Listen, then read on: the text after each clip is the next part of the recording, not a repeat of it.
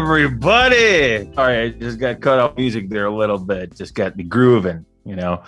Hey, everybody, all the Ergonauts from all over the world, wherever you are. This is Dan from Japan here to bring Ergo into the top 10. And with me, I have none other than Joe Armeanio. Well, actually, none other than Leo. Here's Leo. He's always here. He's not happy. Okay. And Joe. Hi. Say hi to everybody, Joe. Nice to be here, everybody. I'm looking forward to your questions and trying to deliver clarity and hopefully some insight as to what's going on in the Ergo ecosystem. Yes, and one can only hope to do that. And clarity is something that I've been striving for a long time now and still have not achieved it. But maybe tonight is the night. Right, yeah. Joe? Morning. It's morning for Joe, and Joe's got a morning cup of Joe next to him. Ba-dum-bumps. And for me, it's just, it's after 10. So I got my water, my cat, and my sleep deprivation. So good to go. Well, guys, so let's get started. So what's been happening? Let me just my notes here. Well, because I am old and I forget things, and also because there's been quite a bit of stuff happening. So I just wrote it down. First of all, yes, I know everybody wants to know about exchanges. And yes, we are currently and progressively working on this. We are currently progressively working on exchange listings, on getting us ready for exchange listing, talking to exchanges, making sure that we can get on centralized and decentralized exchanges. And again, as I keep mentioning it in these AMAs, what you have to understand about centralized exchanges is that there is a huge backlog. It's very long. For some exchanges, it stretches into the months. So please, I ask for your patience. It is happening. We are working on it. So just please stay tuned. We will give you updates as they come. And I can tell you that we will get Ergo sorted and listed on all the exchanges that we were talking about, so that we can bring the proper traffic to Ergo, so that we can bring new people onto Ergo. It will happen. So just like I said, please be patient. I ask for this from the community, and we will not disappoint you. So next is on the list of we did was we were speaking to a very prominent OTC desk about Ergo. So this is, again, it's not as easy as, I know a guy that knows a guy that can put us up on this thing. There's a process, just like with listings. We have to deliver a legal opinion. They have to check various things in the ecosystem. They check the ecosystem itself. They have to understand how the token was, how the coin was sold, about the pre-sale, about the distribution. All these things need to be verified because it's a major OTC desk, and they take things very seriously. But again, this is something that's been happening this week. Hopefully we can push this through, because this will also bring a lot of really good, a lot of good traffic to Ergo, and a lot of people into the ecosystem. So the next thing on my list here is tech partnerships. So as we all know, one of the biggest strengths of Ergo is the tech. Ergo launched with all the things that everybody's looking to launch already up: smart contracts, DeFi, Sigma, all these cool things. And this is very attractive for some major players in the blockchain ecosystem, who we've been talking to, not just one, but several major projects that we've been talking to about utilizing Ergo for various things, for research, for rapid prototyping, for side chains, for smart contracts, for all these different things that Ergo, for scaling, that Ergo is so great at. So this is, we are currently, Joe and I are actually currently working with several different entities, trying to really flesh out the relationship, because we know we can do all these things, right? But we can't do everything at once. Ergo is not Cardano, Ergo is not Ethereum. Ergo is a very lean operation, and so we need to stay lean, stay focused, and still be able to grow and give ourselves the opportunity to grow. And so that is it's a very intricate balance that needs to be maintained, and we are maintaining this. We are on this, and like Ed, these are very, very big, effective relationships if they develop properly. So please stay tuned for more information that develops. We will let you know. Another big thing that we've been also working on is, again, the education side. Further developed product that I've discussed in past AMAs. We have some really, really good people joining our education initiative. Some really good names who I will not drop right now, but I will let you know. And really, it's just looking really, really cool. These will be courses that will touch on Ergo script. They'll touch on Scala. That will touch on the more advanced parts of Ergo. And then we will have another set of education products that will be more suited for the beginner to intermediate, more focused on the business person that wants to use Ergo in their business or in their daily lives, or just wants to know about what is blockchain all about, what is Ergo all about, what are Sigma protocols all about, how is it going to impact their lives. People want to know this, and this is very popular right now. And so this will act as an onboarding vehicle for people to learn about Ergo and to bring people into the ecosystem. So that is it from my updates. Let me turn it to Joe for his updates. Thank you, Dan. Yeah, two things I'd like to cover. The first is we have a loose end from 2020, 2021 with SigUSD V1. I've been in contact with Alex and 8Unreal. We've reopened the UI, and the Ergo Foundation is going to be adding some liquidity. So over, the last, months, I've had people that message me and say, hey, I have some liquidity that's trapped in this smart contract.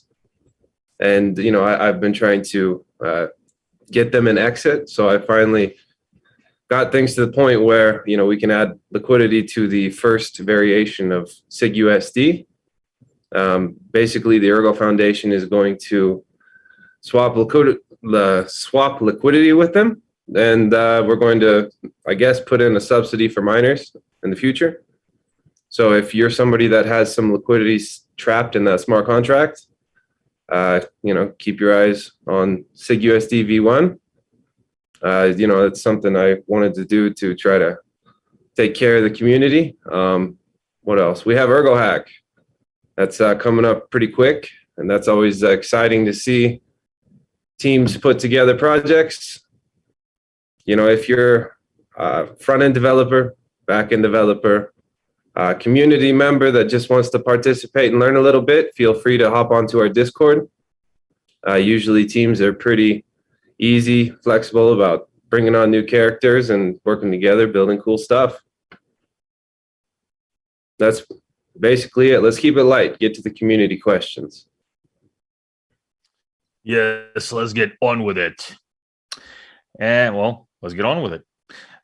So going to the questions, there's actually quite a few really good questions. Actually, one of the first ones is for me. This is not directly for Ergo, but so from Upwind Strategy. Hello, Dan. Could you explain what was your role in the early days of Cardano and what you learned from that period? Well, I've worn many hats in the Cardano project. Earliest role was project manager. In fact, I believe I was the first project manager at Input Output, official manager at Input Output. Now, don't quote me on that, but I believe that was the case. And I managed the project, built the pre-sale app. So basically, the application that handled the Cardano pre-sale, everything from KYC to token distribution. I ran that team, the team that developed it. So basically, without it, the Cardano pre-sale wouldn't have happened. Did a fantastic job. Talk about burning midnight oil. Did it many times. And so that was my first official title before the launch. So this was back in 2016, early 2016. This was the first thing that I was doing. So yeah, so it was a really big application built on Meteor and SQL database. And yeah, so everything from admin KYC, from the resellers for ADA vouchers, because these were vouchers that were then converted to ADA once mainnet went live, to individual holders who basically would log into this application. They would see their voucher and then later would use the application as a faucet to then convert the voucher into ADA when we went to mainnet. After that, I was what I guess you would call a facilitator. So at that point, Input Output was still pretty small. I believe something maybe like 35, 40 people. And at that point, we were still very, I should say, clan-like. And this happens quite a bit in young software companies where you have teams. And so these teams, they do you have the core team, you have the wallet team, you have the database, you have the network team, and everybody's got their lead. And and it's an agile system. Everybody's got their leader and everybody's delivering their stuff. But a lot of times there's just no communication or very little communication between the teams. So what I did was I established communication protocols for different teams, touch points, things of that nature, until we were able to actually bring on a proper PMO officer that grew out the PMO office. After which I then started working as business development. And again, I think it was the first official business developer, quote unquote, in the company.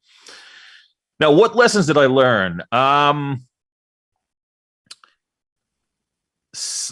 When you're dealing with things that are, when the scale is big, take your perception of what it's supposed to be, and if 50% comes true, you're doing really well.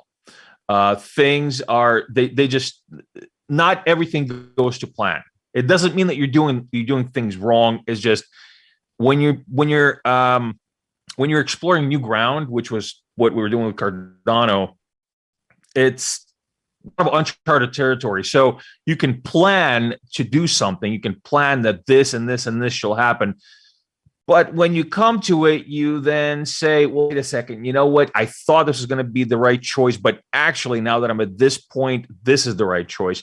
So I guess the main lesson I learned is be rigid, be agile, be flexible with your vision. Your vision, it's a vision. It's not a prophecy. It's not, it's not the holy book. It's a vision in your mind, and it should always evolve.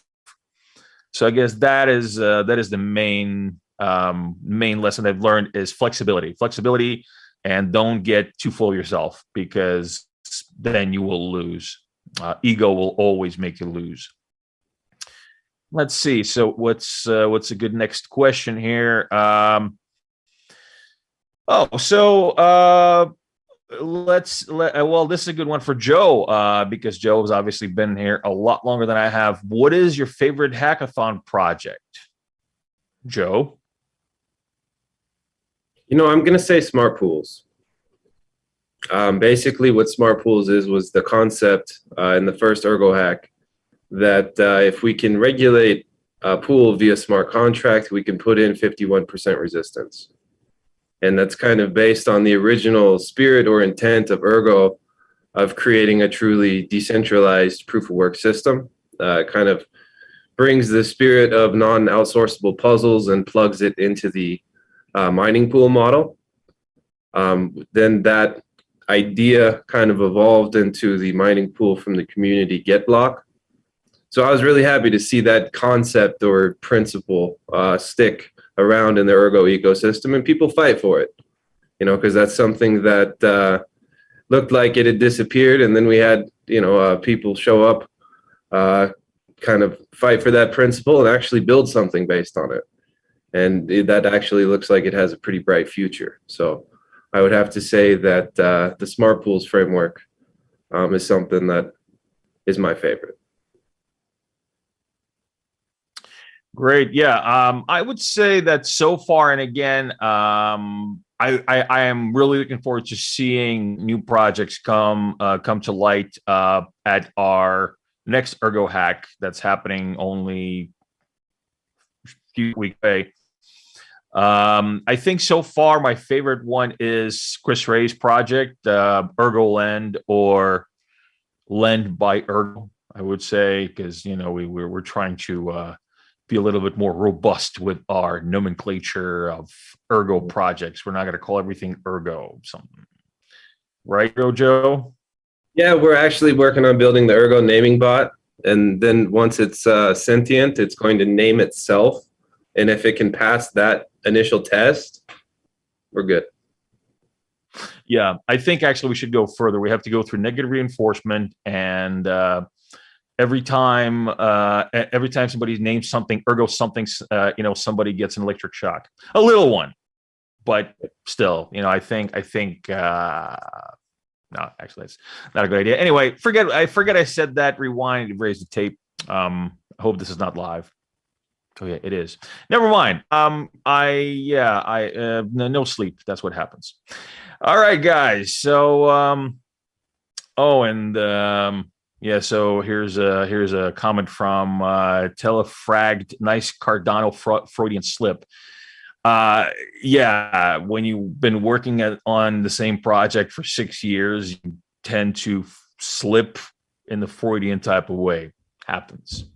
It's kind of like when my late grandmother would call one of us. She would call my mom, but then before she would call she would say my mom's name. She would say like everybody else's name, like my name, my uncle's name, my dad's name, and she's like, Michael, Dan, Edward, Paulina. Yeah, it's kind of like me. It's all in my head. Another comment here. Joe looking dead inside. Sleepy Friday. St. Petersburg is heading towards an end working day. Joe, are you dead inside? I'm very much alive inside. It's just not coming out yet. Yeah, I would say that Joe is actually pretty lively, and sometimes I like to get him as cynical as me, and he just doesn't work. He's very positive, almost too positive. You're not part of a cult over there in Colorado, are you, Joe? You're not going to get like abducted by aliens. You don't think aliens are going to come and save us, like aliens? No. You gotta just enjoy life. That was the goal for 2022 from Alex. Is we got to play. There's always going to be stress. There's always going to be things that are supposed to go one way and just blow up in your face, and sometimes you just got to sit back and say, well, just do your best and keep that in motion. Over time, it'll add up. And as you see, he completely avoids answering the question of, is he part of a cult or not? So let's move on. We'll leave that to us for right now. And so let's see. Okay, so oh, this is actually a really good question because when we were talking about scaling, we're talking about network throughput. So would Ergo be able to handle Sunday swap volumes? We saw the Cardano blockchain being the bottleneck for transactions during the Sunday swap launch. DEXs on Ergo experienced the same. So what do you think, Joe? This is a good question for you. One, I'm not exactly tracking Sunday swap volume just because it's not in our ecosystem. But I do think that generally what's going to happen in most actually decentralized layer one blockchains is you do have limited space in the base layer, right? And so inevitably that space is going to become congested and at a premium. And then it's just a matter of saying, okay, well, how do you scale? And you either move to layer two, which is going to be an option that both Cardano and Ergo are building towards. And you also have the ability to spin up what's called an application-specific sidechain. And basically what that is it's a sidechain that you can bridge to from the main chain that usually has some accelerated throughput and allows for you to clear transactions on that sidechain. And then when you want to exit, move back to kind of the home chain if you want to, you take the bridge. So I don't think that is a failure in any sense. I think that's actually a good thing to see on Cardano. I do think that we will hit that at Ergo at some point, and it's going to be our goal to try to front run that bottleneck a little bit. But you have to understand that when you have a decentralized system, you do gain a certain inefficiency, right? And oftentimes what you see in blockchain designs is in order to get throughput, you basically sacrifice decentralization. You often see hardware requirements going through the roof. You see a very small set of validators that oftentimes run pretty intensive setups that are beyond the, let's say, hardware capacity of the average user, whether it's just in terms of the cost of the hardware or the internet connection. And you can look at Cardano. They, I believe, have stake pools running on Raspberry Pis. That's some pretty light hardware requirements. That's actually really neat to see. But that bottleneck is, to some degree, it does reflect that, hey, this is actually a decentralized system, because you do have a certain inefficiency that comes from that. Now, what happens is you need to build solutions that scale that, because that limited space on the base layer is naturally kind of, let's say, be over full. You're going to need some mempools, and you're going to need to put that extra, let's say, demand somewhere. And we actually do have a very similar model to Cardano in terms of how to scale. That's kind of unknown. It's just building out the technical side. Yeah, the Joe basically kind of hit the nail right on the head right there. Do we know for sure if scalability or scaling, throughput scaling, would be an issue? We can estimate, but we can't until we actually hit it. But again, as Joe stated, decentralized systems are not, they don't do things at a drop of a dime. They're decentralized. So what you have to do is you have to introduce a solution and then have it propagate through the system. It takes time. It might not always be the right solution, so you have to adjust the solution. But in the end, what you get is a more organic product, an organic solution that will be that will have a much better positive long-term effect. For example, what we're doing with Cardano is we're seeing network parameters gradually to then gauge the effect that this has on the network, because it is a decentralized network. We get feedback from the community, we see what works, and then we act accordingly. So I believe with Ergo would be the same thing. I believe with Ergo, if we need to change network parameters, we would have to do that gradually, and then it will eventually and essentially find a proper level of network bandwidth and network throughput through that system. But again, it will not be like instant. It will take time, and it's not going to be clean. But decentralization is not clean. It's a bunch of people, and some people.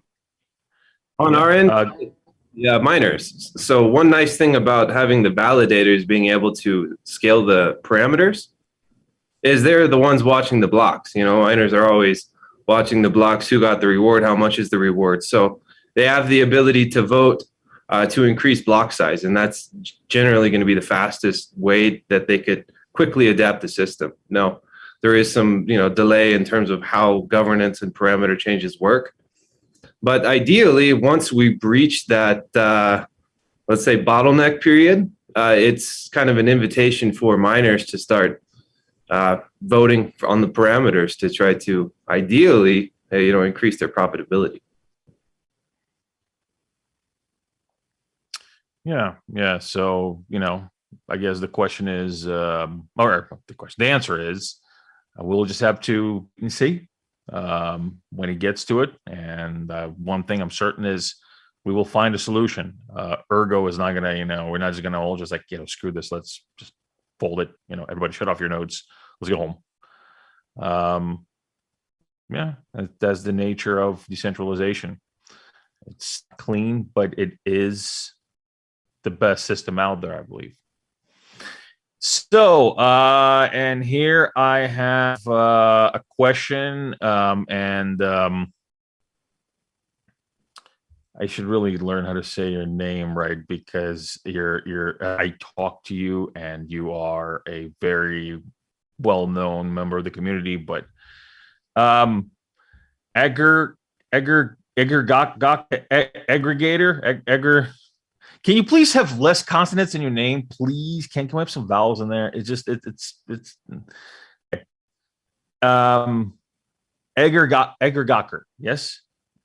Augergacher? I think it's Augergacher. Augergacher. An intimidating Okay, name. I'll just call you AG. Okay, I'll just call you AG. You and your Nordic-like name people. Anyway, AG. A question from AG is, did you already answer regarding 1 million commercial users in the future? Profound and profane are more than welcome. Well, shit. Let's get profound and profane. So what did I mean by that? Well, what I am currently in the process of developing is a suite of products that are powered by Ergo NFT technology that will be utilized for small to large scale. So basically anything from small to mid-sized business to national level, traceability and identification. So different types. On different levels. And so, again, this is something that I will have more definition on. I am in the process of negotiating some very sizable deals for deployment. And this will come in the next month or so, month and a half or so. I will have a more descriptive announcement of exactly what the suite consists of. I am still in the process of feasibility right now and basically seeing what would work best. But like I said, it is a suite of NFT-based solutions that will run on Ergo, utilize the Ergo blockchain, that have to do with identification, real-world application, what I call B2R. So blockchain to reality. So basically we can use NFTs in the real world. Like for example, to open locks, to use it as identification, to actually have a physical effect on something in the world around you. And within that, to use traceability to create a traceability product. And all of these are going to be tied together. And again, I will explain how they're tied together at a later time. But this is a pretty large scale project, pretty large scale vision that I have for this, which is why it needs to be. It is fleshed out, but it needs to be properly presented, and I will do that. There's a website on the way. There are slide decks, there are presentations on the way. So this is all happening. I will have these materials for the community to look at. There will be space, and I am designing this with community in mind, participation of the community in mind, from everybody from regular users to people writing solutions within this ecosystem suite, to people create their own environments within it. So again, it's a very very large scale vision, and I've been thinking about this for a while, and really joining the Ergo team and really understanding Ergo kind of was the seal of the deal for me. I can see it being done with Ergo. So please stay tuned. I will give you more definition of this, and there will be the materials for you to look at. There will be a website, there will be a presentation. And I believe that the scale of deployment that I have planned for this will also be really pleasing for the community. And this will affect millions of people. So which is where I am getting the 1 million commercial users in the next 2 years is actually, I would say, a conservative estimate, like more. Conservatively speaking, 1 million is possible just because of the scale of the solution. So please stay tuned, and I will have more information on this, more news on this as it develops. Let's see, another nice question. Oh well, actually, AG expected more profanity. A little disappointed, to be honest. Listen, I save profanity for Twitter. Okay.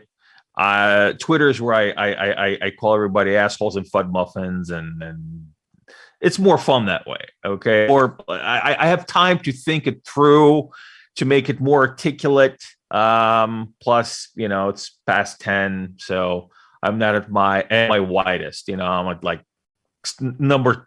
coffee cup number 10. At this point, it's just kind of like trying to like jumpstart a corpse.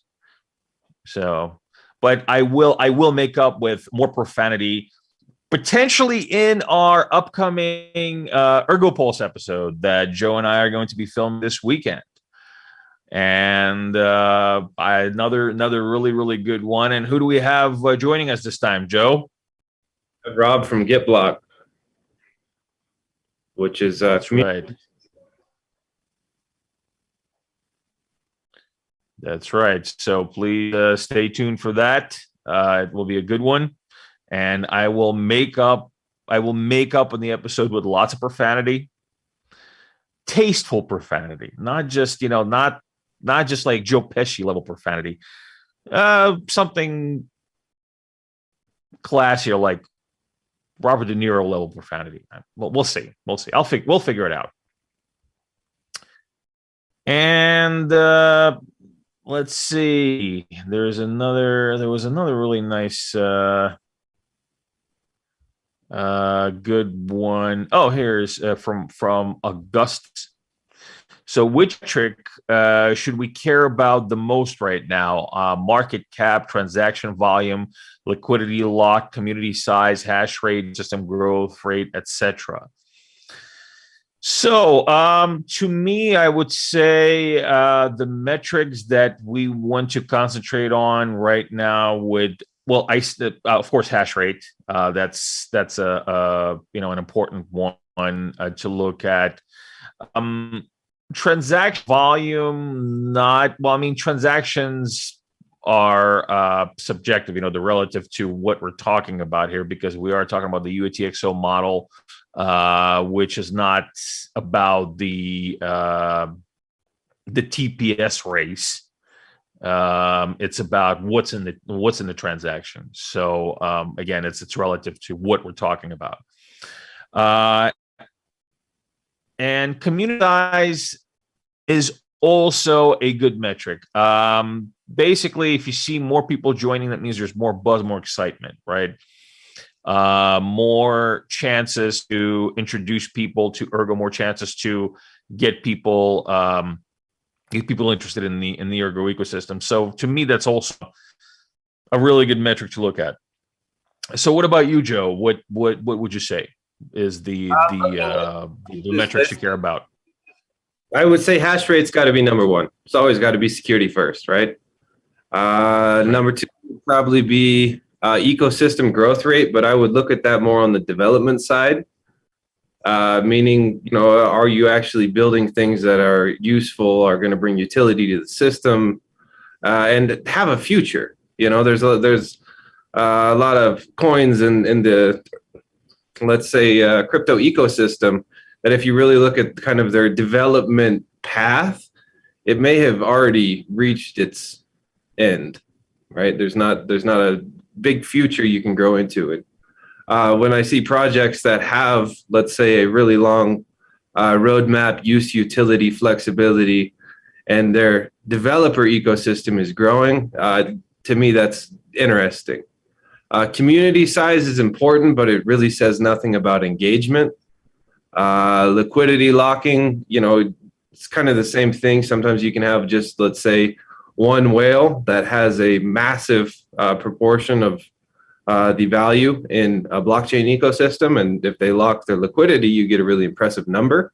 And to some degree, you do get like supply side shortage of that token, but it doesn't necessarily indicate too much in every sense.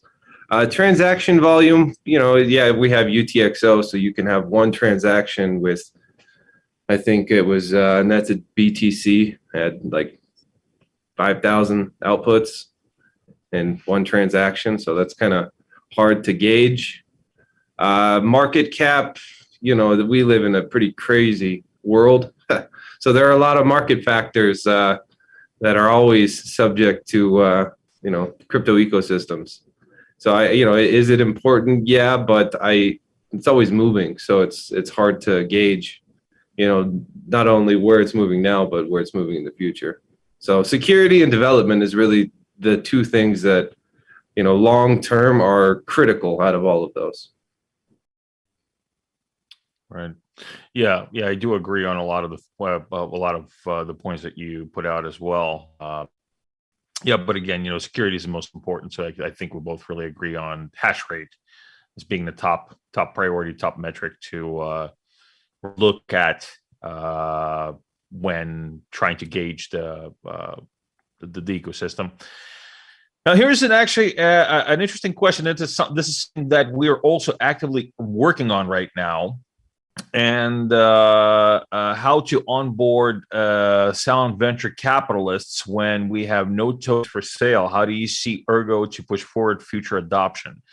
So I know VC is a dirty word in this trade. Now, while I do agree that there is a lot of really, really shitty behavior going on from VCs, especially in the blockchain space. We all know who we're talking about. I'm not going to mention any names.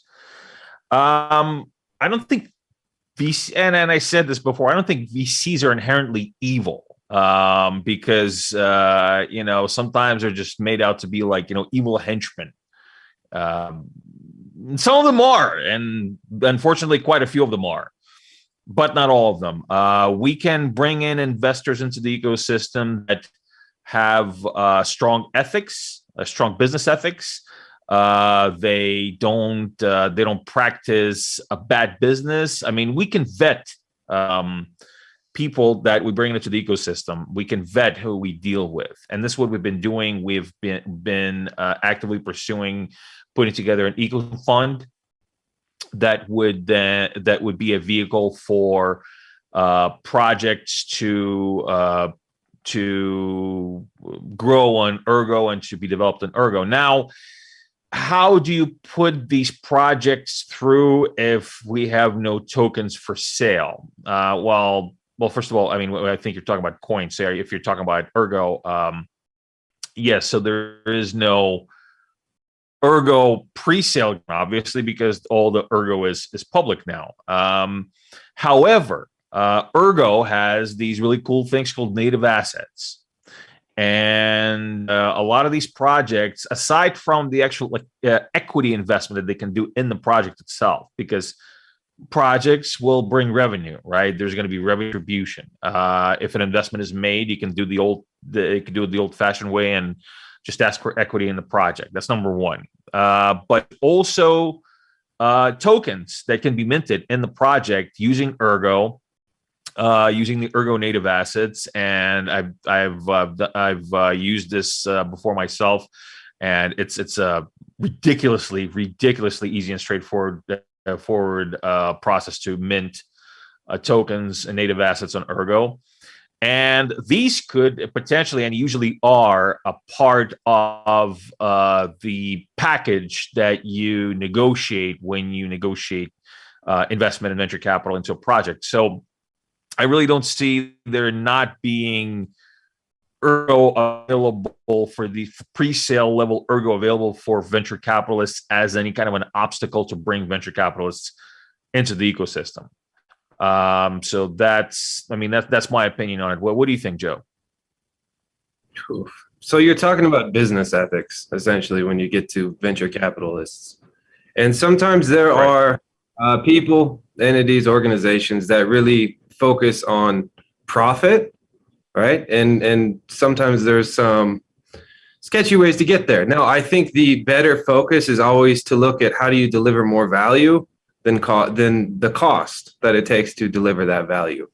And so you do have people that are very good at product development, bringing things to market and delivering value, right? And that's the long-term partner that you want to bring on board if you're looking to bring liquidity into your business or into a blockchain ecosystem. It's just a matter of who's going to actually deliver value versus who's looking for just profit, because there is a difference in terms of the level of personal time, investment, communication.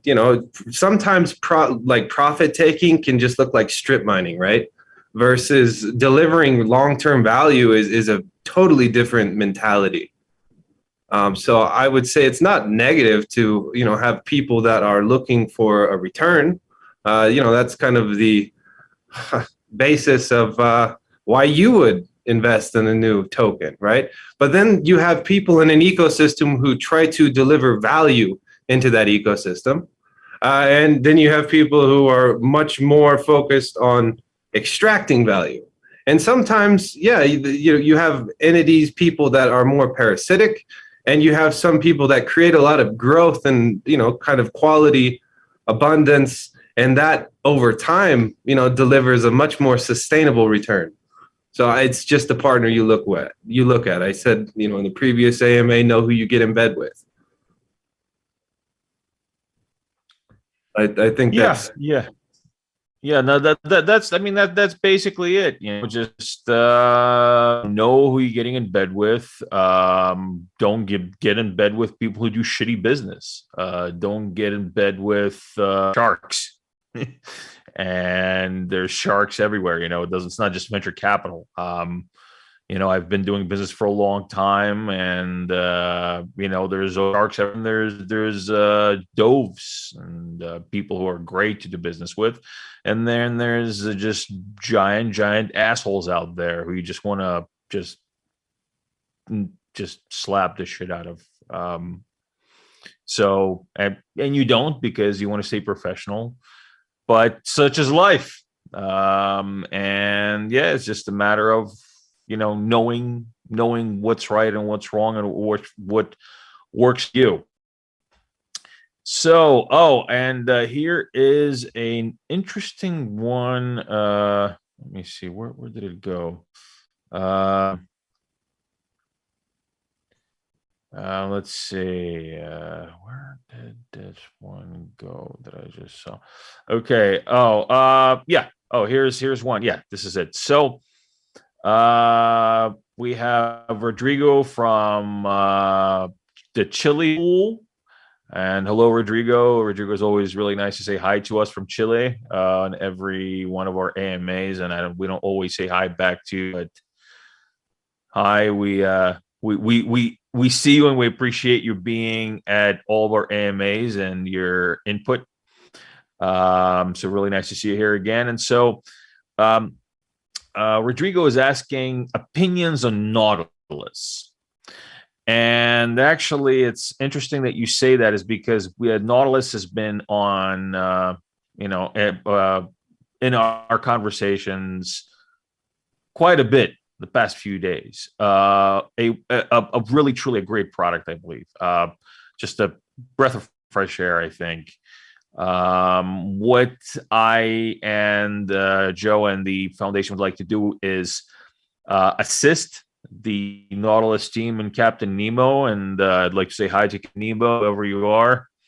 In my mind, you're actually Captain Nemo, because I just have no imagination. I can't. If you're anonymous and you have an avatar that, or an anonymous personage that you're on, like say the Cardano whale, he's just a whale to me.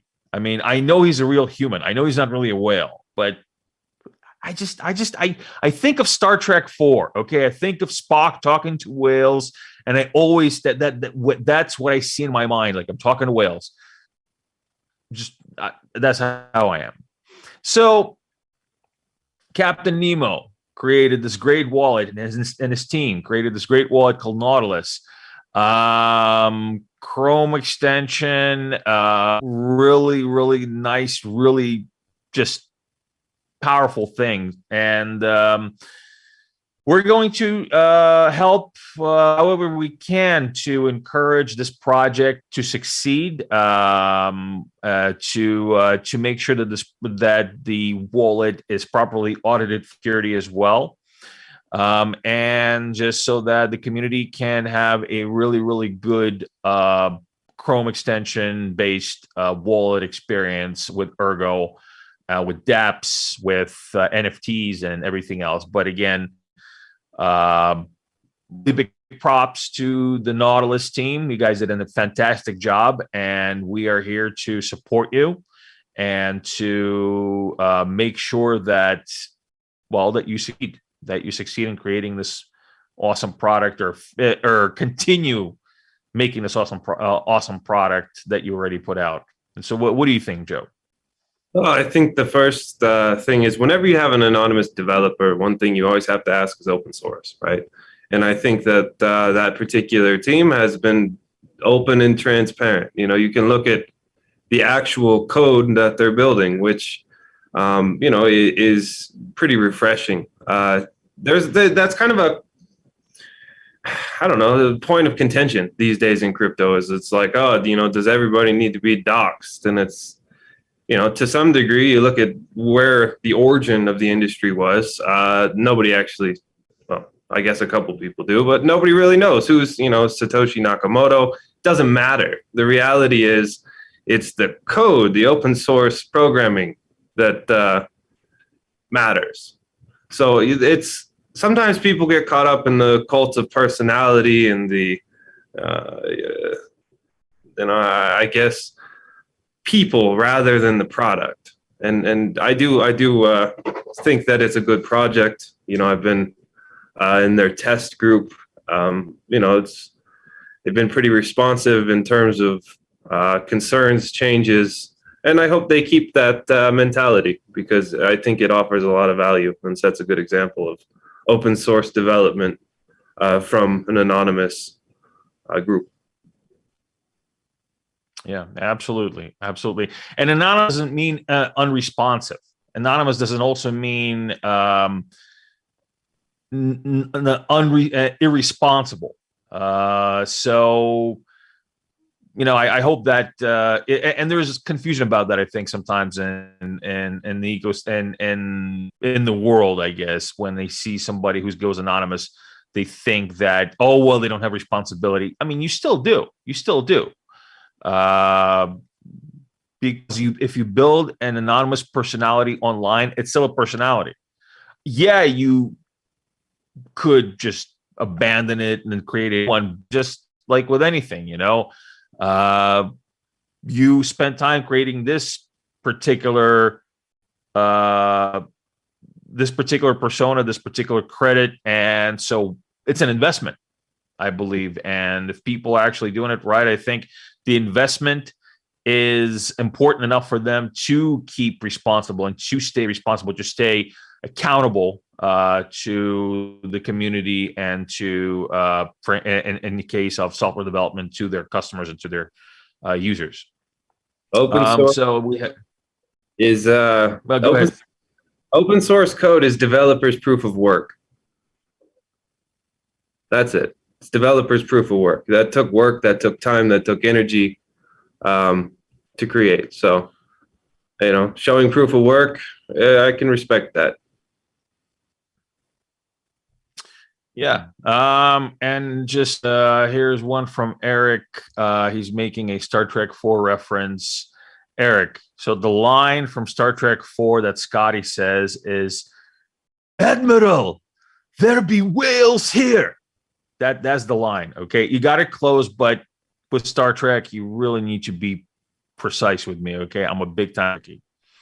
Just it's Admiral, there be whales here. It's close. So let's see. Do you have anything to say about that, Joe? Anything about Star Trek IV, the voyage home, the one about the whales? No.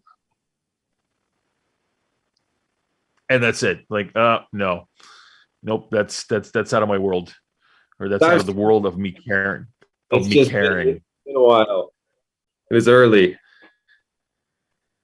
Yeah. Well, and plus, you're like 10 years younger than me too. So, I'm old. Yeah. To me, it's still a current movie too. It's like, I remember when my parents talked about it. Anyway, let's pick one more good question before we sign off. Let's see a good one. Okay, well, this is a nice one to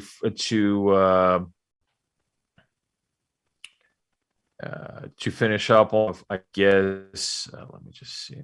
Maybe there's another nice question here. Yeah. Okay, so here's a good one. So I know that Ergo is state-of-the-art blockchain regarding backhand. When do you think the UI will catch up as well? Yeah, that has been, I would say that's fair. I think that this is a symptom of what you just said. It's a symptom of a lot of really smart coders and a lot of really dedicated people working on the back end, working on the code. And I think we need more artists in the ecosystem to work on the sexiness. And hopefully, we have these people. We do. We got our friend Fo and his group, and obviously other artists and other creative people that are visual. And I hope that we can attract more. And yeah, you are right that the UI and the UI is a huge part of the UX, right? So, I actually, speaking of UI, Nautilus, I think, has a really nice and clean UI. I like that. And actually, we're going to have that issue with Cardano as well. Issue, I mean, it's not really an issue. It's just this nuance, this aspect with Cardano as well. We have some applications that are fantastic as far as usability, as far as as far as functionality, but the UI is kind of lacking. Just not lacking usability, but lacking sexiness, right? And this is something that, yeah, it needs to be addressed, and it will be addressed with time when it reaches critical mass. Because, like with anything in a decentralized ecosystem, enough people need to care about it for it to happen, right? For it to basically be a paradigm shift. You can do it on a smaller scale. You can make your own UI as sexy as you want, right? But for it to happen across the board, it has to reach a critical mass. What are your thoughts, Joe? Well, the foundation of distributed systems is high-level mathematics and complex software engineering. And neither one of those are sexy. Well, they're sexy to some people, right? But it's like beauty's in the eye of the beholder. Yeah. Okay. I agree with you there. So yeah, if you look at the foundations of distributed systems, the core elements are things that the average user kind of doesn't understand and follow very well. And so sometimes you have a market that, in my opinion, goes too far to the common user, where it's like, let's make it fun and let's make it sexy, and that's great. I think that certainly should, come with good technology, but that core of complex mathematics and really complicated software engineering problems needs to be where the value is derived from long term.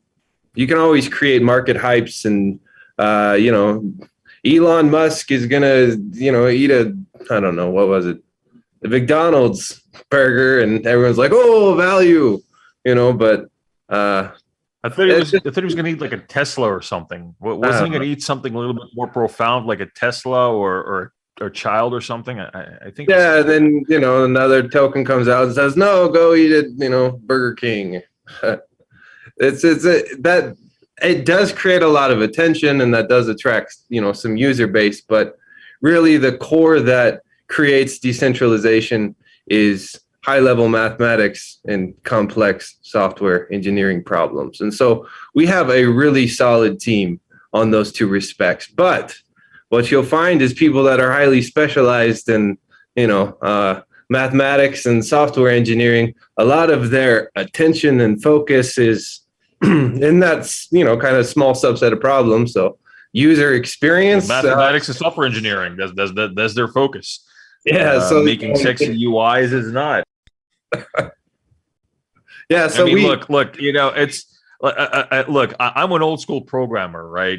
From the 80s. I mean, I started in the 80s. I started writing programs in BASIC, and this is back in the Soviet Union when I was growing up in the Ukraine, and we didn't have a computer at home because that was like a huge luxury. Nobody really had personal computers at home unless they were like, members of the Politburo or something. But my father was in IT, and so he had computers at work. And so what I would do is I would write a program on a piece of paper, handwritten, and I would give it to him. And then he would put it into the computer, and then he would give me a readout, because there would be something that were, you put a value in, and I wanted to see what it comes out, or if it would draw a picture. I would draw some picture in BASIC, and then he printed it out for me. And it's you're in that particular space, right? And you come from that school, right? So a lot of people my age, a lot of programmers that started in the 80s that are my age are very they like command line. Right. And a lot of the guys that work in blockchain also really like command lines, like Linux. They like just putting in, just like typing stuff, like 57 lines of code to move an icon or something. I remember typing up in debug. It would take 3 lines of debug code to like do a 1+1 or something. I remember doing that. It was just, anyway, when you have people like that, they don't give a shit about UIs. I mean, really. I mean, they kind of do, but they kind of don't, because they work with They work with the code. They work with typing that stuff up and in the command line. That looks sexy to them. So it's difficult to change that mentality, you know.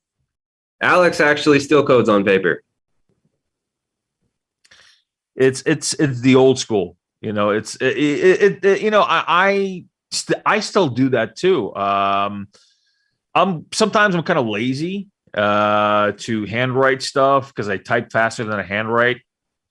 But sometimes you just write it all out. I'll go to a coffee shop and I'll write some code for something. Just not really like the whole thing, but a function or something. You write it out on a piece of paper. And you look at it, and when you're writing it out, it just comes to your mind like, okay, because in a lot of these development environments, it'll finish it up for you. It'll give you options on. It's like, okay, so tap tap tap tap tap. It pops up with all these different functions and variables that are already in there, and just kind of it takes away from that organic feel of you writing it out, you remembering the syntax. So yeah, I mean, when you're thinking like that, who gives a shit about UIs? It's all code. We definitely could use some React developers to come in and dress up the back end, because I'm not quite sure they're going to dress it up in a way that the average user is going to be like, wow, that's impressive. It's just a different skill set. It's a totally different skill set. Yeah, absolutely. And hope and please, if you are someone who specializes these types of things, we need you. We want you to join Ergo in a very non-army, non-Uncle Sam, non-cultish type of way. Just, do Ergo stuff. Come to us. All right, guys. Well, I think we're at the top of the hour. We're at the bottom of the hour, the next hour. So I think it's a good place to call it for today. And so I would like to thank everybody who joined us today. Thank you very much for the good questions. Thank you for being here. Thank you for your support. And I would like to say to all the Ergonauts joining us from all over the world, we're nothing without you. So thank you for your support, for your participation, and for your effort and keeping this ecosystem alive, growing, and evolving. Yep. Thank you, everybody. I will be back at some point in the future. I think Alex is on the next one, but we're going to get a rotation going. So have a good day. And those of you coming to Ergo Hack, thanks for participating. All right, guys. Have a good night, and we will see you soon.